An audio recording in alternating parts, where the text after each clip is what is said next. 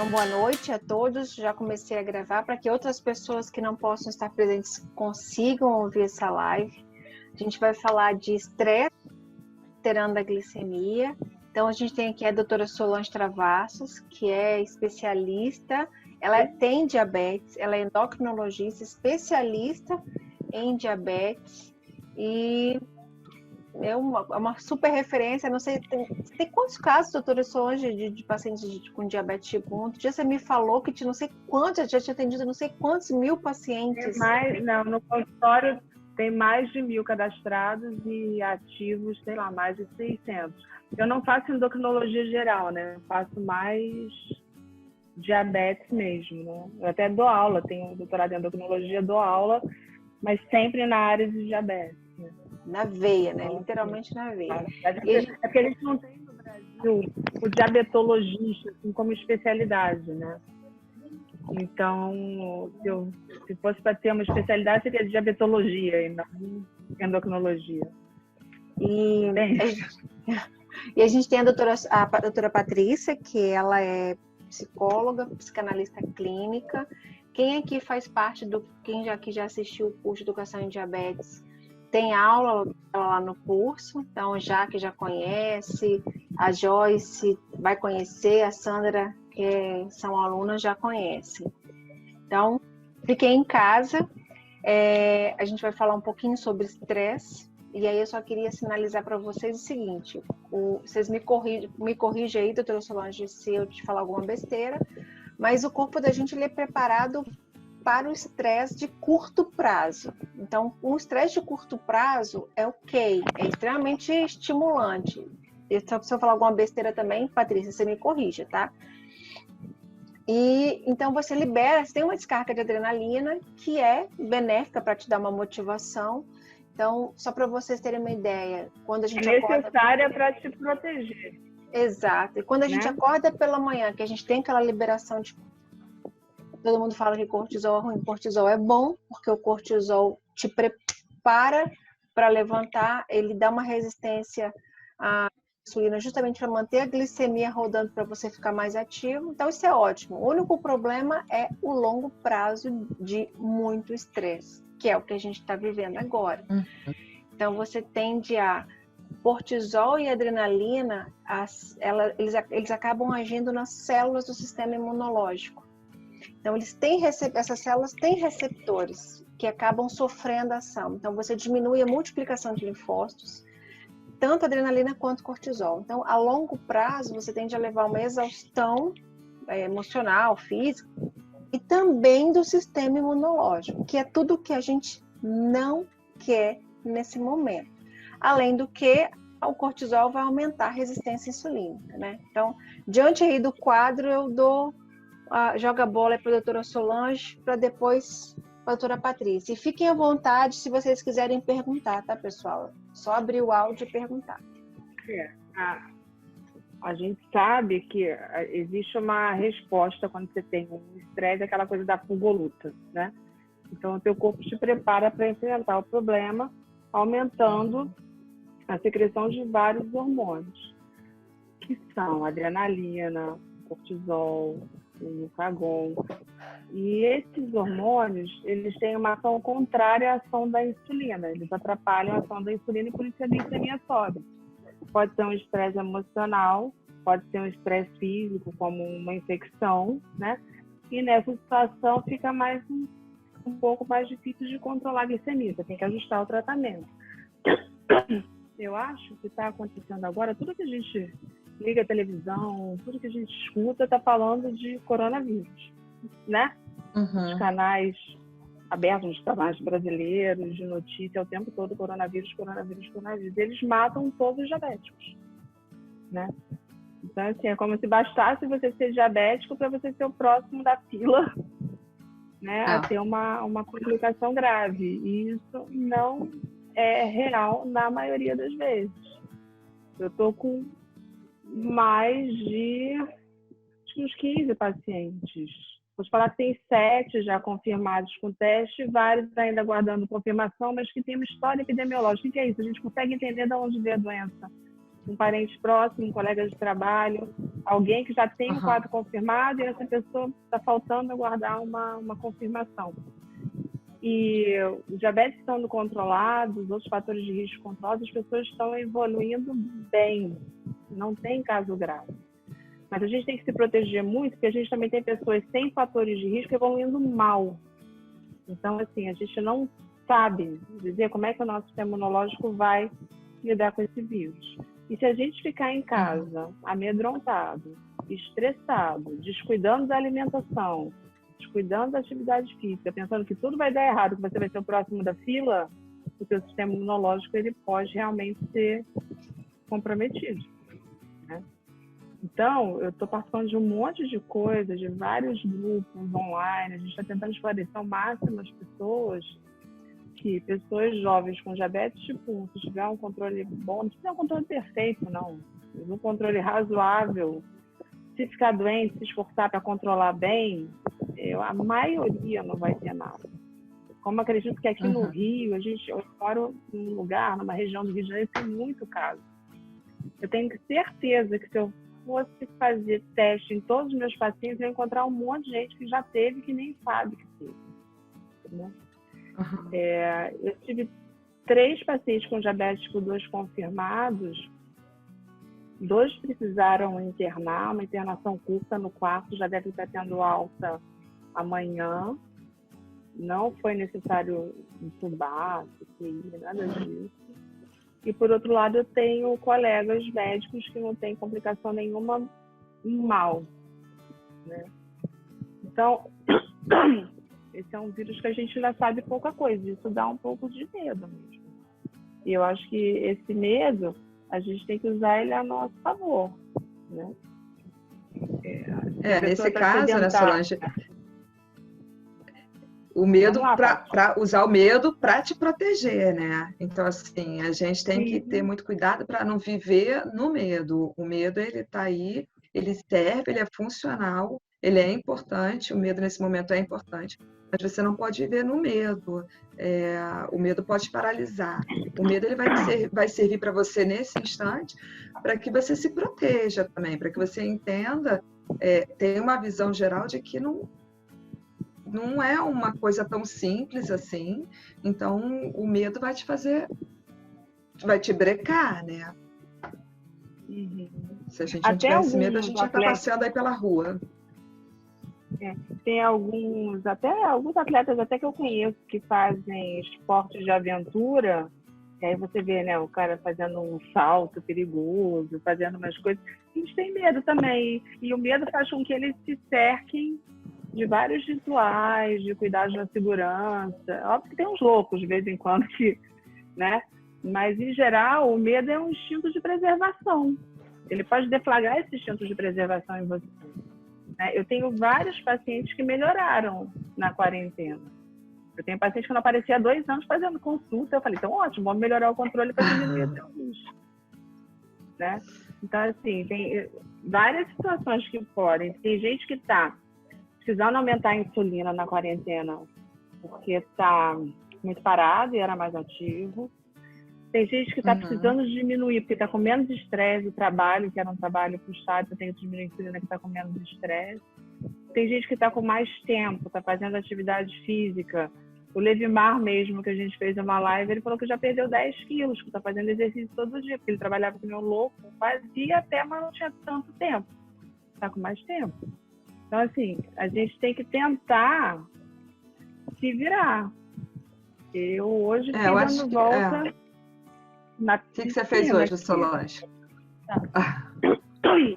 Hoje eu fiquei dando volta na piscina, até filmei um oftalmo, que é meu amigo, e que sou paciente dele também, ele é meu paciente. Ele me ligou na hora, eu filmei para ele, ó, tá vendo onde é que eu tô? Filmei eu dando volta na piscina, eu botei um limite de passos, né? No meu telefone ele conta os passos. Eu falei, só vou parar de dar volta na piscina quando eu chegar pelo menos a 4.000 passos, de manhã cedo. Aí ao longo do dia eu já fiz um pouco mais, eu botei uma meta. Tem uma técnica. Você faz 3 voltas para um lado e 3 voltas para o outro lado, porque a piscina não é muito grande. Mas assim, a gente Solange, tem que... como você se sentiu depois de se movimentar e como é que você se sentiu depois de dar esses 4.000 passos? Eu me senti ótima. Agora eu tenho que bater minha meta de 8 a 10 mil. Ainda vou ter que dar um jeito aí para fechar o dia. Quando acabar aqui, eu vou ver o que eu vou arrumar. Tem uma coisa eu tive uns dias atrás... Pode falar.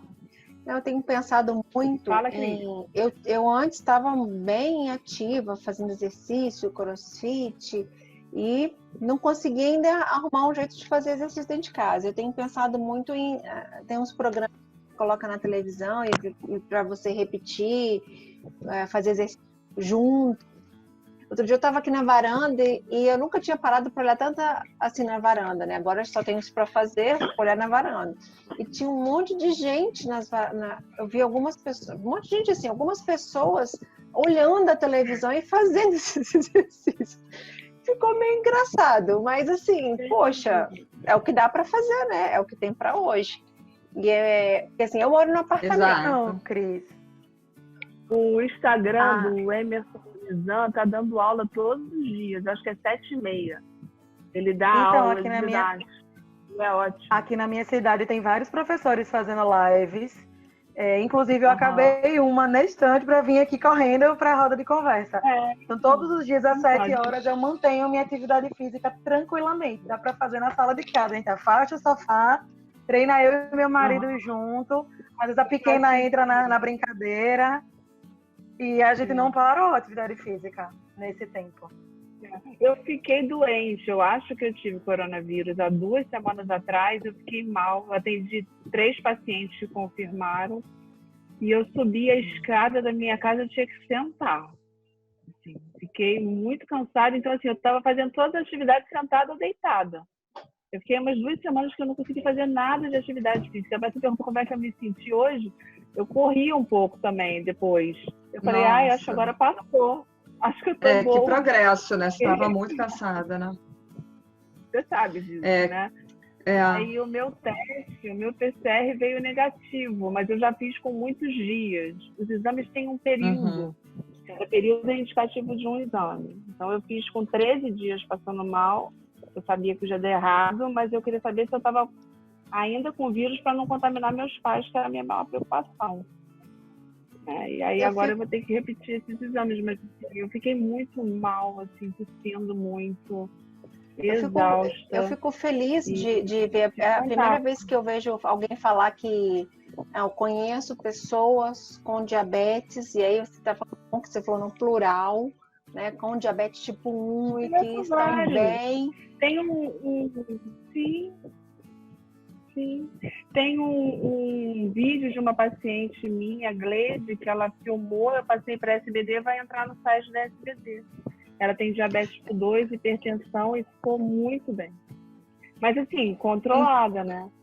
O que está acontecendo com essas pessoas, elas têm um controle muito bom ou razoável, né?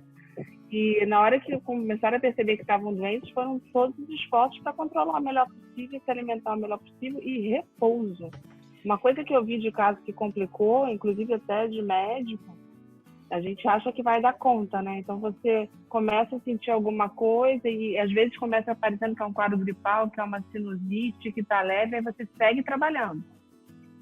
E quando você vê aquilo que é uma doença arrastada, às vezes ela leva um tempo grande para... Não sei se vocês viram, eu ainda estou com tosse, eu ainda não estou... Mas assim, já não estou mais cansada, já estou melhor, mas eu continuo com uma tosse muito chata. Solange, você falou bem no começo uma coisa muito importante sobre a questão da televisão. Eu acho que assim, a quarentena ela tem algumas fases, né? A gente tem uma fase, sei lá, eu acho que uma fase inicial, uma fase de resistência, na verdade, quando a gente soube. A gente ficou aí com o coração dividido, com um sentimento de que devo ou não devo, será que realmente eu preciso passar por isso, mas eu não tenho nada. Não sei se é necessário, será que não é exagero? Né? Eu lembro em dezembro, não sei se vocês lembram, a gente recebia pelo WhatsApp uns vídeos do que estava acontecendo na China, e aquilo ali parecia uma coisa muito distante, parecia que não ia chegar aqui, né? A gente assim, e eu ficava assim, quando alguém me falava sobre aquilo, eu falava assim, gente, mas isso é na China, não é aqui. Né? E o mundo do jeito que está tão globalizado, a doença vai, um vírus com essa capacidade de transmissão, ele vai passando. E aí a gente liga a TV. No começo da quarentena, eu não sei vocês, mas de uma forma geral, as pessoas ligavam a TV o dia todo. Então passava a televisão porque queria muita informação. E buscava na internet informação, e buscava, e vem muita fake news. Eu ainda estava cansada, ficava o dia inteiro vendo isso. Exatamente, aqueles que estavam assim, primeiro você está se adaptando àquela rotina de não ter rotina no começo, né? Porque a gente no começo achou que são férias, vou ficar em casa, as crianças, todo mundo de férias. Foi dito até para os pais que era um adiantamento das férias de julho, porque a gente não sabe muito bem com o que está lidando. Então, assim, no começo, a gente teve essa fase de ficar muito em casa exposto à informação. E informação, Solange, que você está trazendo aí, uma informação que muitas vezes ou ela é uma informação exagerada, ou uma informação com pouca base, ou uma informação de, por exemplo, quando fala assim, morreu, mas morreu porque era diabético.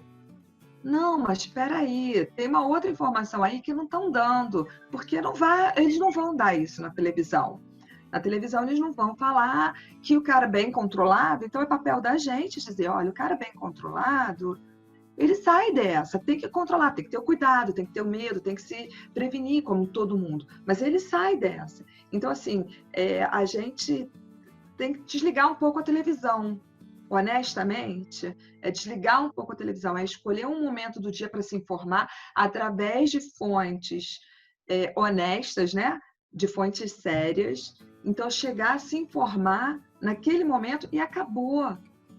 Você tem que saber o que você tem controle, o que você pode agir. Você pode agir agora, se tem 13, 14 mil pessoas infectadas no Brasil, você pode agir agora, você pode parar Pode parar de uma forma, ficando em casa. Mas, além disso, você não pode fazer mais nada. Então, assim, controlar sua ansiedade também é desligando essa televisão, é você desligando um pouco a internet, filtrando o que é bom para você e o que não é.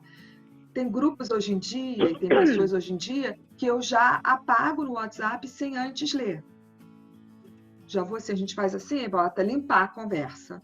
Já limpo sem antes ler, porque eu sei que aquela informação, além de não ser uma informação que eu posso confiar muito, é uma informação que vai me causar uma angústia muito forte e não vai me deixar viver no presente. Eu vou ficar vivendo o futuro. Ai, meu Deus, e se eu pegar? E se isso acontecer comigo? O que eu fiz para diminuir, porque no início estava vindo muita coisa de muito grupo. Então, o que eu fiz? Tem alguns jornais que estão fazendo os primeiros meses com valores bem baixos para assinatura digital. O Estadão, o Estado de São Paulo, a Folha de São Paulo, o Estadão, por exemplo, que você consegue fazer o primeiro mês por R$ 9,90. E ali aí o que eu faço? Em vez de sair pegando informação, eu olho ali dentro, nos dois jornais, dou uma repassada, pronto. Eu sei que ali vai ter um resumo do dia, porque senão eu estava ficando angustiada. Inclusive, a primeira semana eu fiquei muito angustiada, muito angustiada. Aí, na segunda semana, a gente voltou a trabalhar. Eu voltei a trabalhar, eu comecei a dar aula online. E eu dei graças a Deus de poder ocupar a minha mente, porque aquilo estava me deixando mal. A palavra é essa, eu estava ficando mal. Eu acho. Todo mundo ficou mal. Eu acho que muitas vezes, assim, o que uma estratégia legal nessa coisa da ansiedade é pegar um caderno, se você trabalha mais visualmente, se você é mais visual, divide ao meio a folha, pega uma folha, divide ao meio o que eu posso controlar, o que eu não posso controlar. O que você não pode controlar, você não vai sofrer por isso.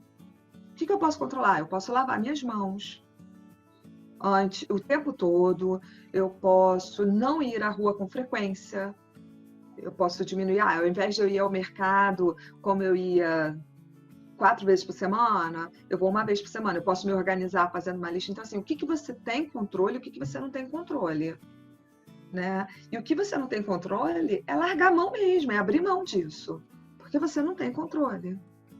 Coisa que eu acho que é muito complicada, assim, a maioria aqui, imagino que tenha filhos. E aí os filhos estão tendo aula. Então, a gente está trabalhando e está com o filho em casa tendo aula.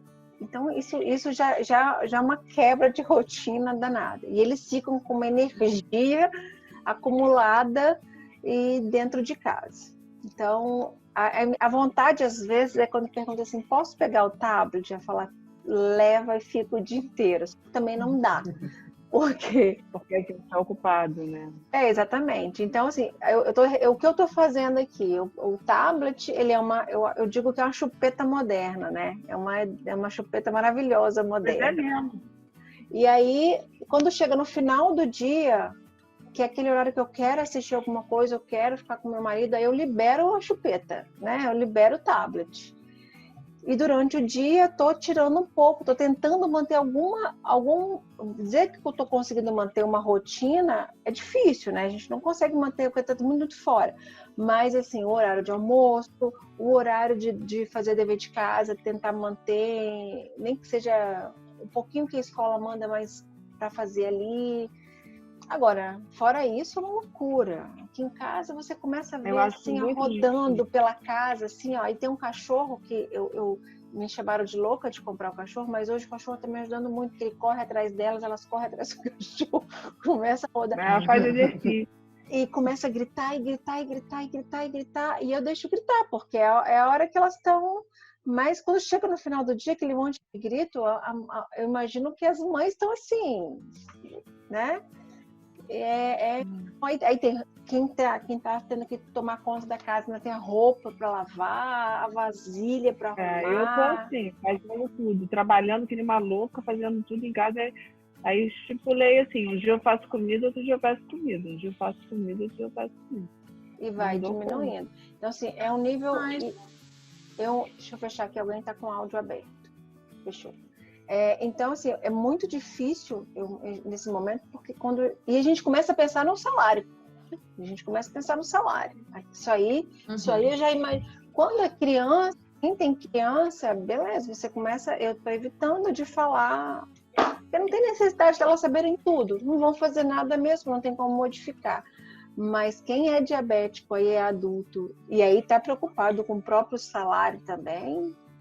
Aí é o que você falou, né, Patrícia? Você vai fazer o quê nesse momento? Dá para você pensar em um plano B? Se não dá... Eu acho que você tem que se desligar um pouco e focar no que você pode fazer. E assim, eu tenho falado com muita gente, né? E eu vejo reações de tudo que é tipo. Mas eu acho que o que me ajudou também, porque eu também tenho diabetes, eu também tenho medo. Né? Quando esse vírus começou, a gente ouvia falar muito que o diabetes é um grupo de risco, diabetes é um grupo de risco, e a gente já não tinha pessoas com diabetes que tinham tido a doença. Hoje, eu consigo falar que eu vi alguns, e isso me deixou bem mais tranquila, sabe, Patrícia? Porque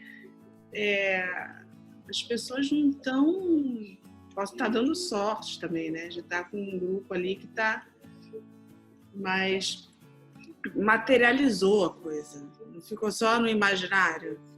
Né? Então, a gente viu que você tem algumas possibilidades de tratamento que ainda estão em estudo, mas a gente já consegue fazer essa questão da hidroxicloroquina com azitromicina, com acompanhamento bem de perto.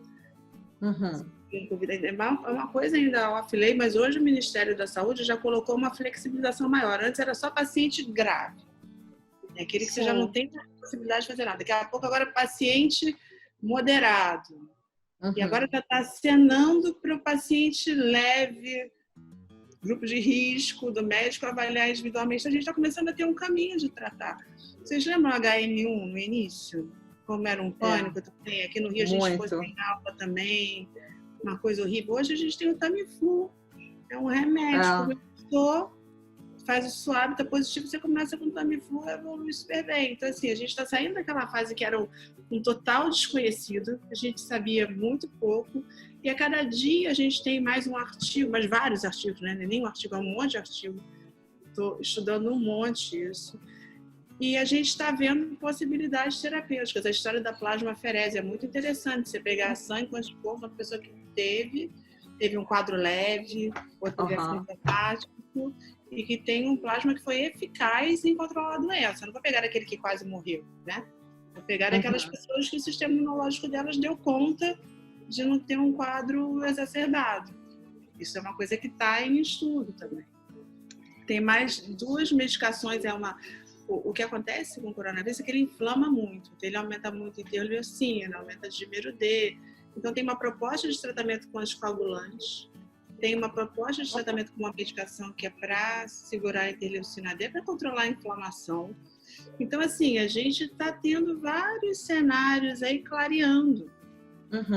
Isso dá para diminuir um pouco a tensão e isso tem me ajudado demais. A gente viu que dá para encarar.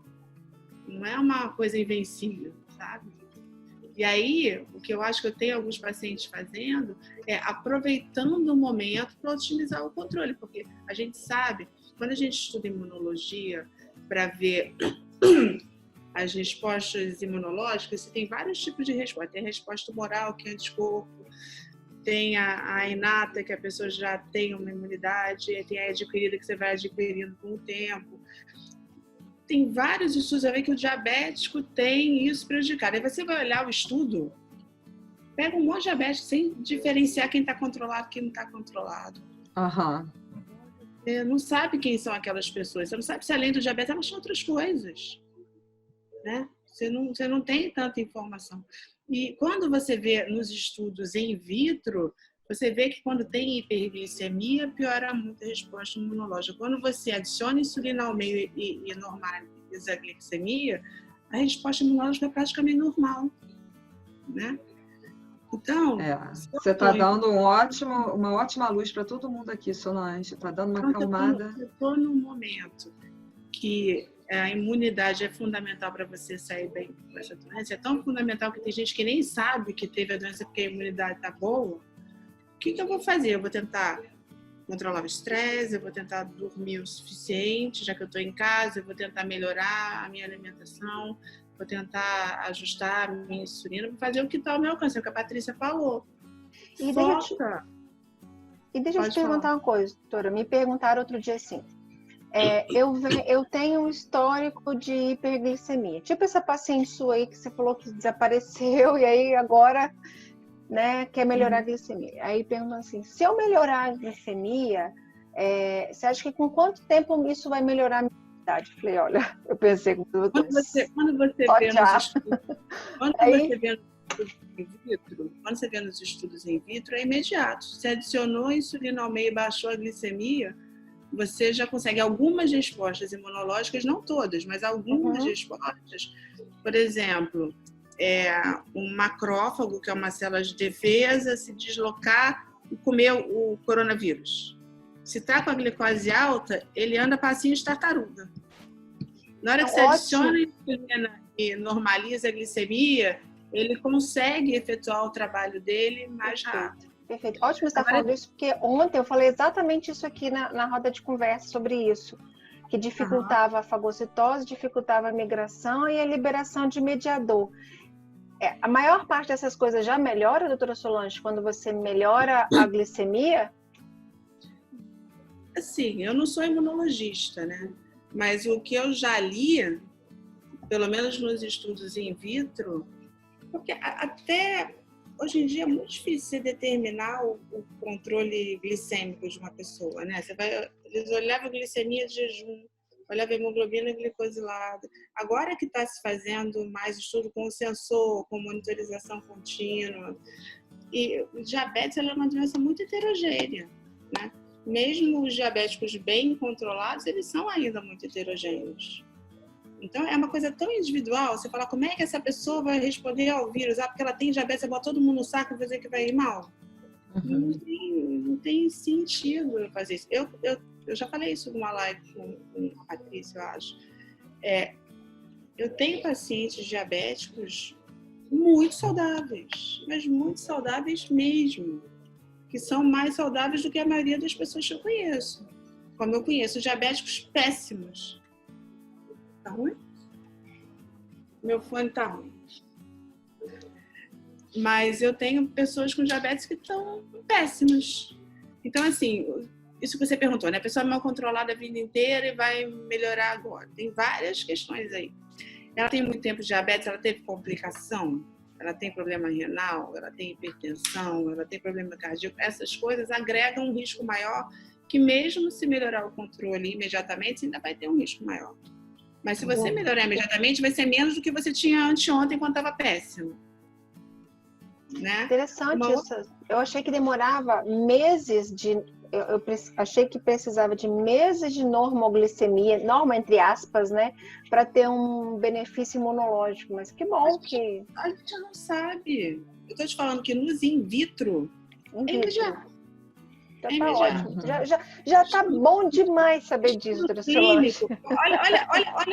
Olha como é que seria um estudo disso. Você pega a pessoa mal controlada, avalia a imunidade, faz uma mágica e bota todo mundo super controlado de uma hora para outra e infecta, infecta ainda. Entendeu? A gente não tem. Não tem como. Mas só essa informação de in vitro aí já vai me deixar dormir bem mais. Ao meio que você já normaliza. Você praticamente normaliza.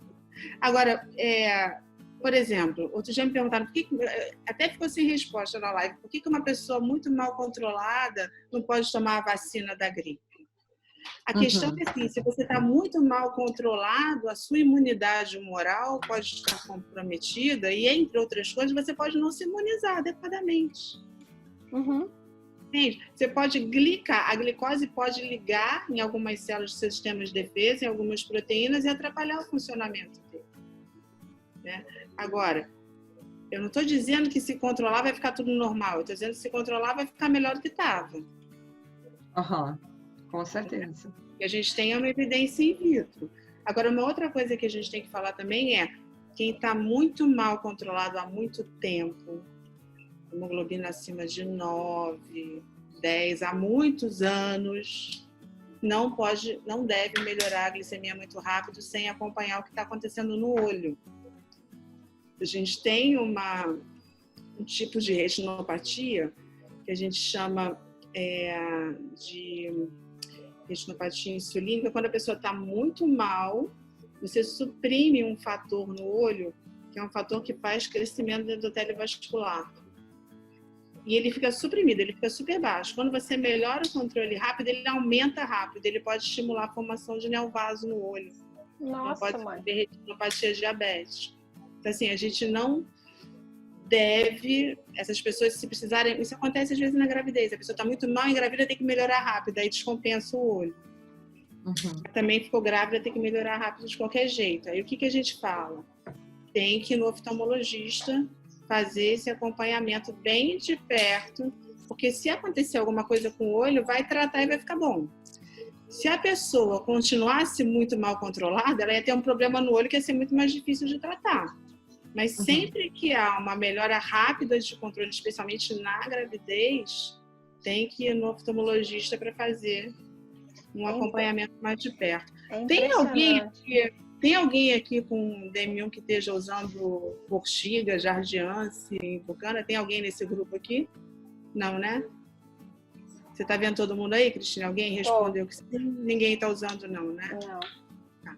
Porque houve uma recomendação para diabético tipo 1 que está usando essas drogas, elas não são aprovadas ainda em bula no Brasil, mas alguns médicos usam.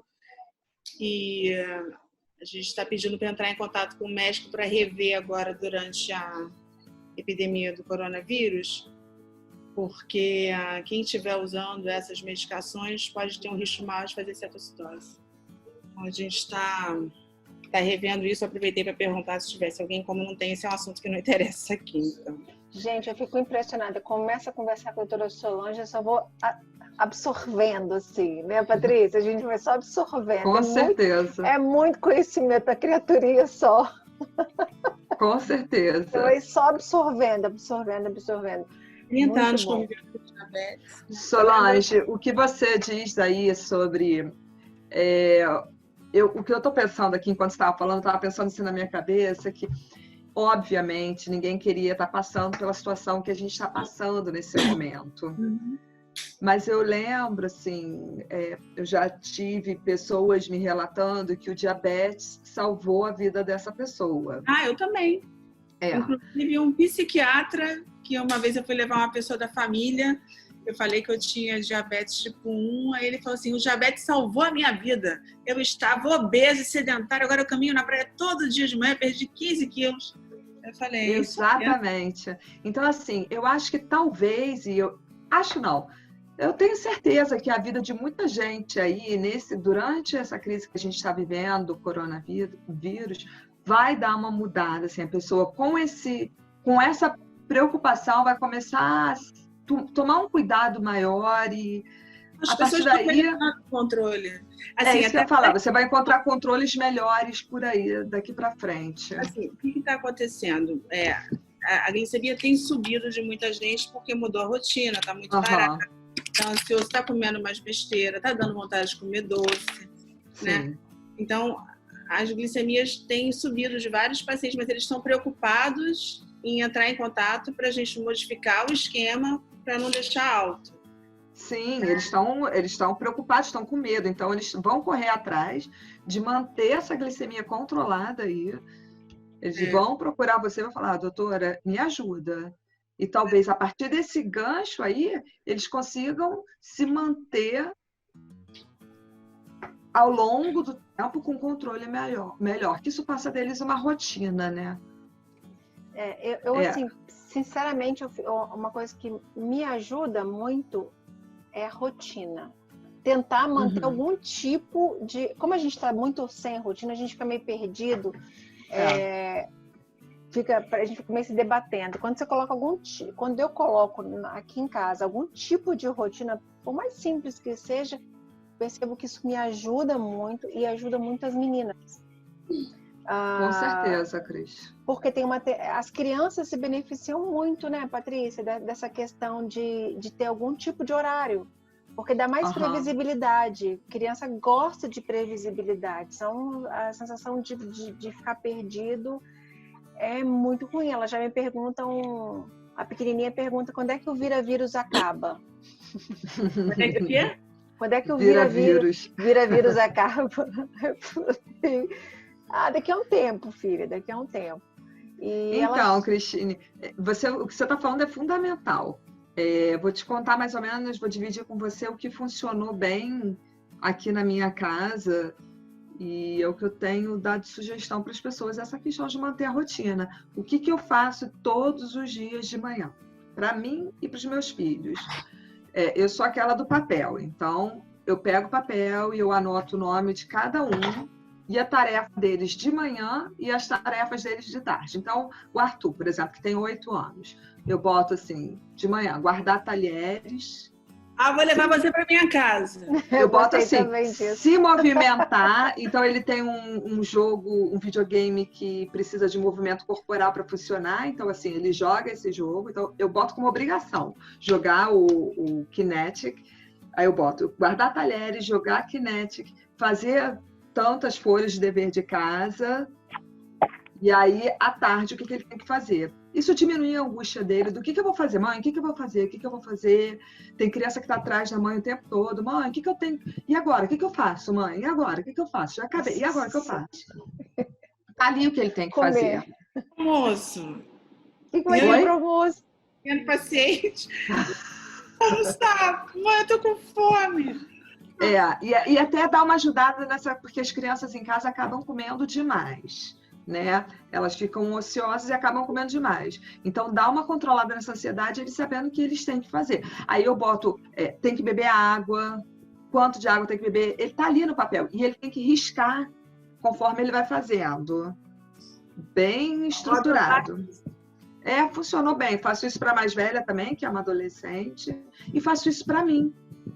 E vou riscando as minhas obrigações do dia. Eu não separo entre turnos, mas o que eu tenho que fazer? Passar pano. Essa parte é péssima. Essa parte aí Ai. a gente coloca. E vocês, pessoal, vocês não estão perguntando nada, e vocês? O que vocês estão fazendo para tentar diminuir o estresse de vocês em casa com as crianças, para tentar ter um mínimo aí de, entre aspas, normalidade? Até que a Franciele tá tranquila. É? Tá comendo menos do que solta, eu falei. Ai, que bom. Ela solta, ela come mais. Tá comendo menos, eu falo. Eu trabalhando o dia todo, ao contrário, tá em casa, né? Preciso trabalhar, mas ela tá comendo menos. A Franciele tá uma maravilha esses dias em casa. Que legal. Tô esperando mesmo, que bom. Você está mais em casa, perto dela, Joyce? Não, eu trabalho a 2 passos da minha casa. Que bom. Então você Aí não eu usa tenho contato. transporte nada, né? Oi?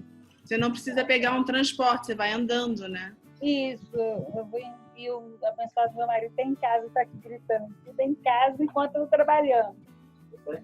Ele tá de quarentena e eu não, ele tá falando aqui. E Aí, você, mas aí Você mora onde, tudo Joy? bem. Você é de que cidade? Eu sou de Serra, Espírito Santo. E o coronavírus já chegou em Serra? Menina, não fico vendo televisão, não. Mas as tribunas que aparecem lá no serviço lá, que é comércio, né? Fala que já morreu não sei quanto, mas não sei se é verdade, não. Mas assim, sempre que chegar em casa, lava a mão, sim, né? Troca de roupa, faço direitinho. todos os cuidados de higiene, né? Colocar um paninho no chão, embebido com água sanitária, já tirar o sapato ali, chegar em casa direto pro banho, trocar roupa, né? Tomar banho, lavar o rosto bem, porque toda hora a gente coloca a mão no rosto, de preferência jogar soro a gente já deixa aqui soro no banho, para você jogar soro na narina, porque às vezes você vai encarrear. Não está se recomendando muito lavar muito o nariz, não. Você pode se lavar muito, você pode até fazer o vírus aspirar. Descer para a abrir mais baixa, né? Interessante. Para a aérea mais baixa. Então, é bom saber, tem algumas coisas que estão mudando. No início falavam para a gente não usar máscara de pano, agora para a gente usar a máscara de pano. Desde o início eu venho falando para usar máscara, porque até para lembrar que você tem que ter cuidado. É uma barreira psicológica também, né? Assim, eu acho que é. E uma outra coisa assim, de falar para só quem é doente sair de máscara, as pessoas ficam até constrangidas de sair de máscara e não saem, porque nessa situação teve até profissional de saúde em transporte público que foi agredido no Brasil e em outros países, porque podia estar contaminado, de tirar do metrô, mas coisas muito absurdas. Isso chegou a acontecer no Brasil também. Um pouquinho antes desse nosso encontro, Solange, estava conversando com uma amiga minha que é pediatra, e ela está lá na linha de frente, lá em Minas, numa cidade pequenininha, lá de Minas, e ela falou que hoje ela teve que ir na escola da filha dela para buscar o material da menina que ela está estudando em casa, foi buscar o material da menina, ela disse que as pessoas correram dela, e falou que estão tratando ela super mal, mandaram ela pegar... todo mundo pode pegar o material num lugarzinho, ela teve que ir para outro lugar para pegar o material da filha dela, estava num outro lugar. Que isso? Assim, mas assim, nós somos carreadores mesmo. A gente tem que tomar muito cuidado. Eu não estou nem atendendo, dei uma parada de atender no consultório, que eu fiquei preocupada, porque eu atendi pacientes com Covid confirmado. Eu fiquei preocupada com os outros pacientes de eu ser um vetor ali. E tá passando também, né? Então, eu dei uma parada até ter certeza que eu poderia voltar a trabalhar. Mas, assim, não dá para tratar mal as pessoas, né? Não dá a gente tenta tomar todos os cuidados. Mas o problema é que, assim, a gente não sabia direito com o que estava lidando, né? Acho que no mundo inteiro. Então, a questão dos portadores assintomáticos disseminou de um jeito... Eu acho que hoje já deu muito profundo. Assim, o problema é que ainda falta um pouco de equipamento de proteção individual, tal do EPI, equipamento de proteção individual. Ainda falta um pouco, mas tem lugares que eu tenho colegas que estão trabalhando que estão com muito equipamento. e estão fazendo as coisas direito. Agora, uma coisa que eu queria chamar a atenção aqui, uma outra coisa, é que eu, por exemplo, eu tô com um cachorro em casa, né? O marido quase me mata contra aquele cachorro. E assim, eu tenho um cachorro porque é por conta das meninas. Se você me perguntar se eu gosto de cachorro, eu... Não, mas eu gosto muito das minhas filhas, então por isso eu tenho um cachorro. E aí, claro, eu mandava ele tomar banho toda semana, porque pelo menos ele ficava cheiroso, porque já não era minha praia, né? E aí, uma semana eu já parei de dar ele tomar banho, apesar dos cuidados. A outra apesar dos cuidados, eu comecei a parar de mandar, porque eu não... Né, tem a questão lá do banho, se colocar ele... Se uma pessoa tem um cachorro e está gripado, o vírus pode ficar no pelo do cachorro. Até então eu achava que era só no pelo e não tinha nada comprovado. E se esse cachorro com um vírus no pelo vai para o local de banho, se eles não têm um local adequado de separar, ou se não faz um por vez, e mistura esse com aquele que já tomou banho, aquele que já tomou banho carrega o vírus para casa. Mas até aí eu estava achando que era só esse problema. Não sei se vocês viram, mas agora foi... Não. Tigres foram diagnosticados vários com a doença. Então, quer dizer, essa coisa de que o animal não... Exatamente, que o animal não se infecta, ou ele está assintomático e a gente não está sabendo. Então, assim, fiquem atentos quem tem... Quer dizer, agora eu vou ter que dar banho no cachorro, né? Não vai ter jeito, não. Eu vou ter que dar banho nele. Vai passar a gostar. Vou fazer o quê, né? Então, tratamento intensivo. Mas então fiquem de olho nisso, porque se tigre se infecta, né? Então, Cristine, eu tenho uma amiga veterinária e ela falou recentemente, acho que na semana passada, sobre essa questão do Covid nos animais. Na verdade, ela falou em cachorros.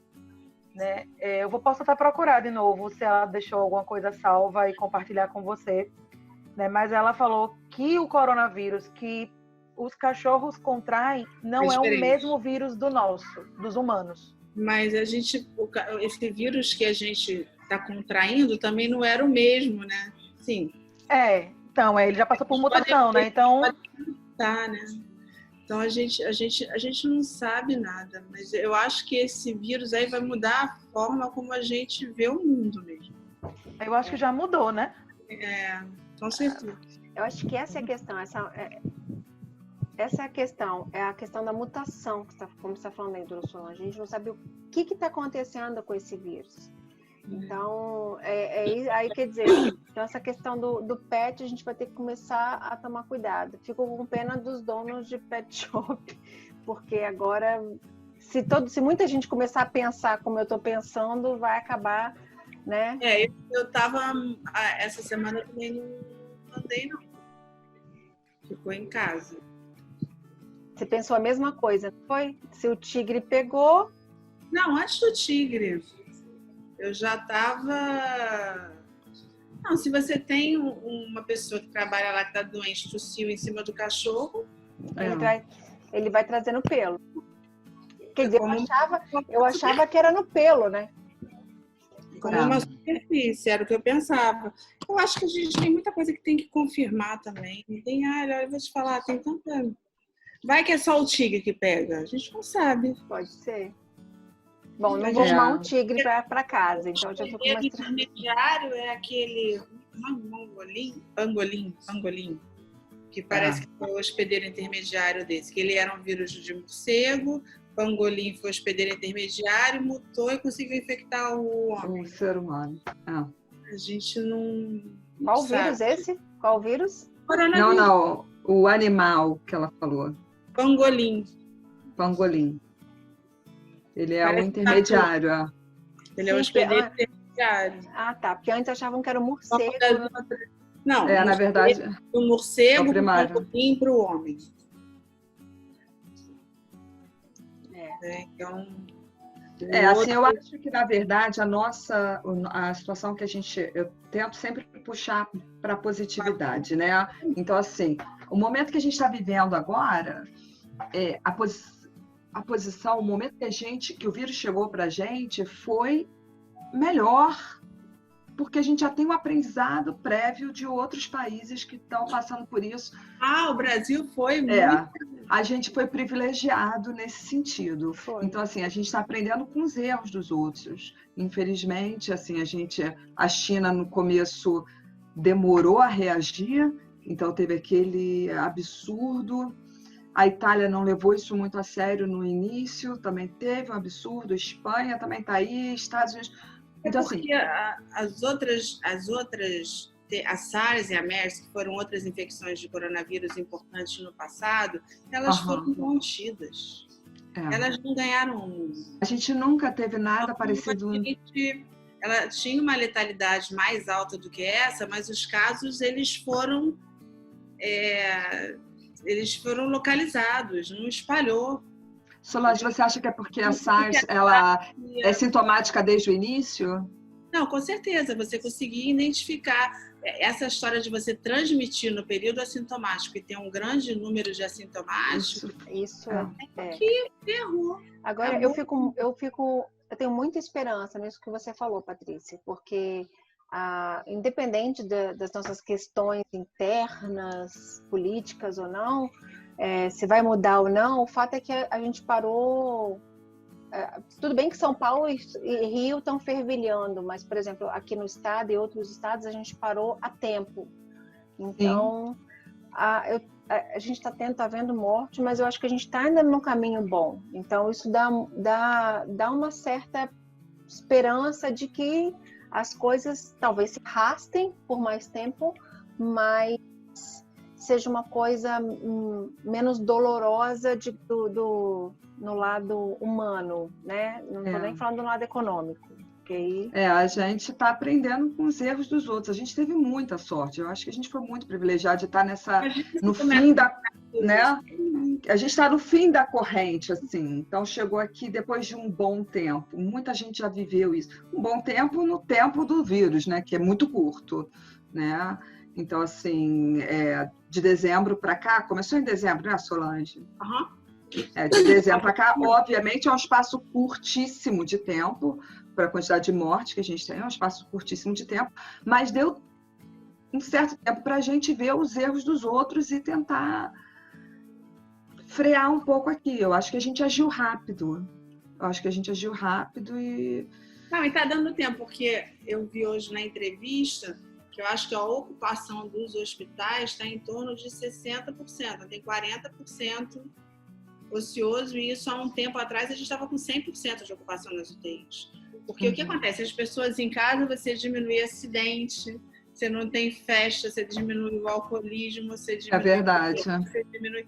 Então, as mortes violentas caíram demais. Então, você não tem o politraumatizado chegando lá para ir para a UTI. E também não tem a contaminação por outros vírus, porque a gente está também em casa, assim, né? Tem menos influenza circulando. Sim. Solange, eu estava buscando uns estudos sobre o efeito psicológico da quarentena e, assim, a gente obviamente não tem nada, porque não tem como ter nada recente agora. Primeira quarentena, né? Assim, então, eles tiveram um estudo no Canadá, da SARS, lá no Canadá, que a quarentena, na verdade, lá durou 9 dias só, então não é nem perto do que a gente está vivendo. Então, eu não consegui buscar se chegou aqui no Brasil. Chegou a SARS? Chegou aqui no Brasil? Não. Eu saiba tudo. Eu também não tive nenhuma informação. Dá trabalho viver momento histórico. Dá muito trabalho viver um momento histórico. Vocês me escutam? Sim, Ei, tudo bom? Tudo bem. Só para acrescentar uma coisinha nesse bate-papo que está muito bom. Eu estou no Conselho Nacional de Saúde e já há um bom tempo o Ministério da Saúde vem trabalhando o coronavírus, o Covid-19. Desde quando? Olha, quando eu fui lá para a reunião do Conselho em janeiro, o assunto já era pauta no Conselho. Bom. O pessoal do CONAS e do CONASENS todo mundo falando sobre o assunto, todo mundo preocupado, e eles já estudando bastante e com muita informação sobre o assunto. Eu não me meto com política, com partido, com absolutamente nada disso, mas a minha opinião como, né, eu estou lá no conselho representando as patologias, e eles, o Ministério da Saúde, desde o começo vem trabalhando muito bem. Eu não sei se alguma de vocês é de São Paulo, mas aqui em São Paulo, na minha opinião, a gente já achatou essa curva muito bem achatada. Tá? O trabalho vem estar realmente sendo bem feito em relação a isso. Tá bom? Só para colocar uma visão política em tudo que vocês estão falando. Obrigada, Gilberto. Imagina. Sim, Gilberto, entrou uma ligação aqui no meu ouvido na hora. Você é de São Paulo? Eu sou de São Paulo, eu faço parte da diretoria da DJ Diabetes Brasil. Você trabalha com grandes amigos lá, com Denise. Tem uma turma boa, uma turma maravilhosa. Quem que você é amiga lá? Muito amiga da Denise, da Vanessa Pirolo. Tá bom. A turma boa. Eu estou muito, assim, no estado aqui, a gente parou, tinha pouquíssimos casos. Inclusive, a gente estava naquela coisa, assim, que a Patrícia falou, será que é preciso? Será que não é? E hoje, a gente vê como que achatou que não foi para frente na velocidade que poderia ir. Então, e é aquela coisa, né? Mas quanto mais dá certo, mais vai ter gente falando que não precisa, porque está dando certo. A tendência vai ser. Tem uma outra informação que eu acho que é importante a gente que trabalha com a saúde saber. Os hospitais que trabalham particular e convênio estão cheios aqui em São Paulo. Os hospitais públicos estão vazios ainda. A gente Legal. aqui no Gasola aqui, mas no Gasola, que foi